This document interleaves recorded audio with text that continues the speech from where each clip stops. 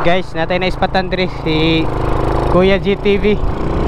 Ayan, ato ning kuanon kay tagsara nato ni nakitan.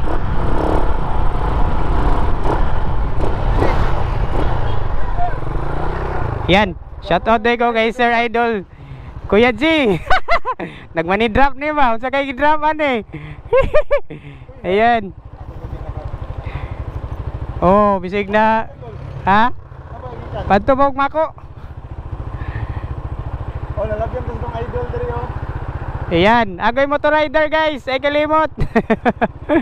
Ayan. Kuya G.